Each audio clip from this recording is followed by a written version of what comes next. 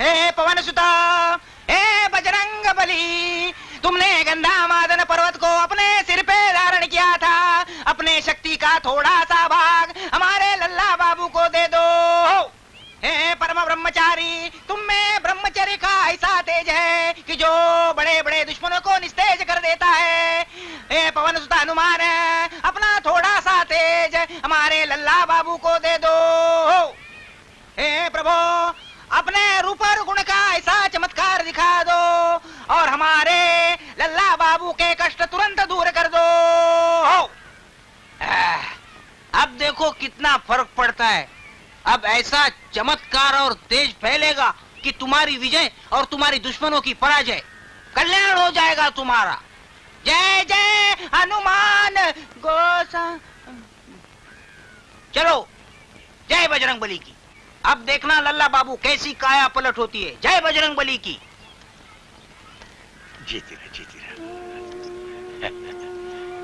जीती रहो बेटी, खुश रहो। बस 4-6 रोज की बात है। गौरी घर परिवार वालों से मिल ले, फिर मैं खुद उसे पहुंचा दूंगा आपकी चौखट पर। अरे ऐसी जल्दी भी क्या है बेटा? बहू का जी चाहे तो 1-2 महीना अपने माँ बाबू जी के साथ रहे। अरे जितना हक मेरा है उससे ज्यादा गौरी पर उन लोगों का हक है। हाँ, ये तो आपका बड़प्पन है माँ जी, जो आप ऐसा सोचती हैं। अच्छा, खुश रहो। अच्छा हुआ विदाई के वक्त तुमसे भी मुलाकात हो गई शंकर बाबू। गौरी कुछ दिनों के लिए मायके जा रही है।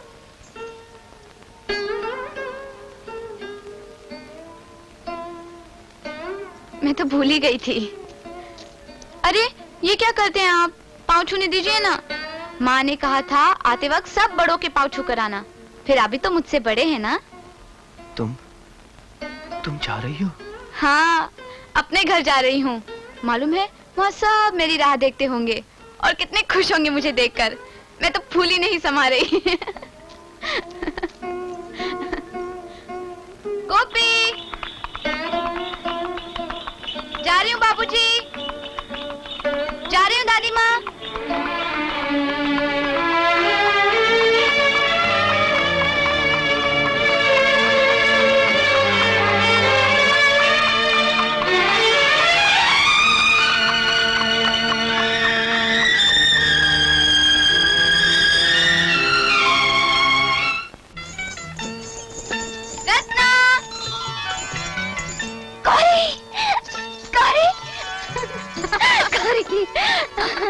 गौरी कब आई तू?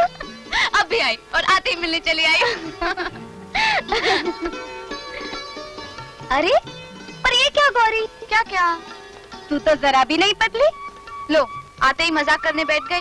मैं भला क्यों बदलने लगी? चला कहाँ? अरे गांव घर घूम घाम कर देखेंगे।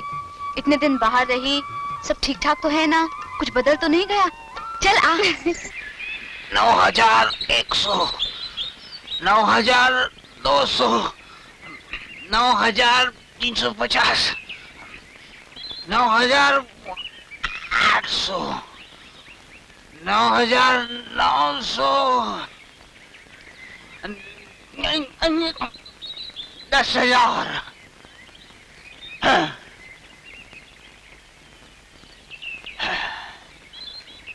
अब जाके कहीं पूरे 10,000 दंड बैठक लगा पाया हूं मैं।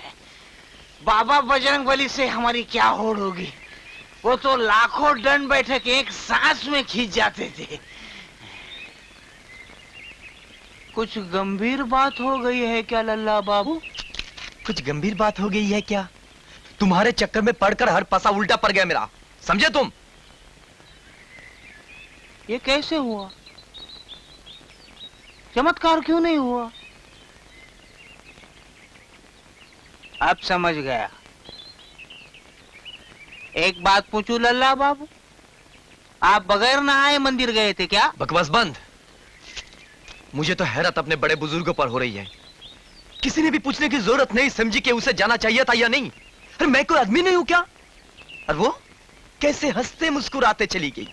अरे इतिहास में पढ़ा कभी पत्नी पति को छोड़कर जा रही हो और वो भी हंसते हुए?